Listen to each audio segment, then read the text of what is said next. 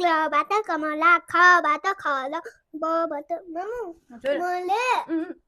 पढेको नै दिमागले टिपेन नि टिप्ने के गर्ने होला त एकैछिन रुकस म के लिएर आउँछु हामीले के ल्याउने होला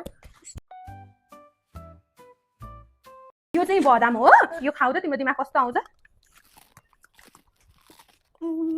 अब दिनको दुईटा खाना पर्छ आज बित्थ भयो मामु मामाले दिएको पैसा खै राख्दैछु छोरो अनि मेरो बास्नीको पैसा खै तेरी पढाइलाई पो बदाम खाएको र सबै कुरा सम्झिनलाई बदाम खाएको र पढ ध्यान दिएर राख्दैछु स्विमिङ पुल लिएर जान्छु भनेको होइन लान्छु अर्को सटरडे मामु हजुर